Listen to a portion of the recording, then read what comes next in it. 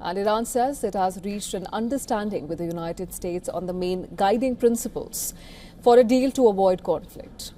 The Omani-mediated talks were aimed at averting the possibility of U.S. military intervention to curb Iran's nuclear program, weeks after thousands were killed in mass demonstrations.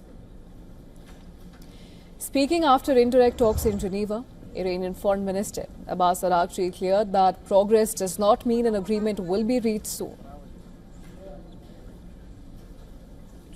This does not mean that we can reach an agreement quickly, but at least the path has started. We hope that this will be done as soon as possible, and we are prepared to spend enough time on it. However, when it comes to drafting the text, the work becomes a bit more difficult and detailed.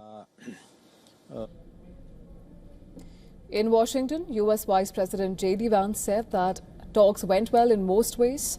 And in an interview with Fox News, he said that he spoke to U.S. envoys Steve Witkoff and Jared Kushner earlier in the day about negotiations with Iran.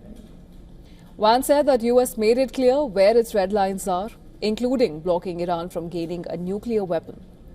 The U.S. Vice President warned that while they would prefer a diplomatic solution, all options were on the table. Today, I think the president has a lot of options. We do have a very powerful military. The president's shown a willingness to use it. He also has a remarkable diplomatic team. He's shown a willingness to use that too. And so, before the talks, Iran's Supreme Leader Ayatollah Ali Khamenei had expressed skepticism over the outcome.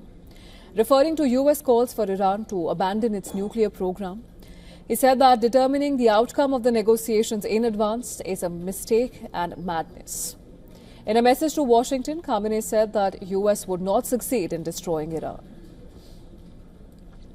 The U.S. has moved more than 50 fighter jets towards West Asia in the past 24 hours.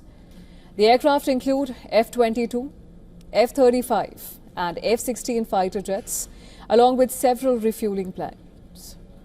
Alongside the air deployment, the USS Gerald R. Ford aircraft carrier group has departed the Caribbean and is now in the mid-Atlantic, heading towards West Asia. According to the Associated Press, a U.S. official speaking on the condition of anonymity said that the Ford is sailing with 3 guided missile destroyers, the USS Mahan, USS Bainbridge and USS Winston Churchill. Iran has also sought to display its military might, with its Islamic Revolutionary Guard Corps conducting a series of war games in the Strait of Hormuz in order to prepare for potential security and military threats. It is a strategically significant waterway through which a large share of the world's energy supplies pass, making any military activity in the area a focus of international attention.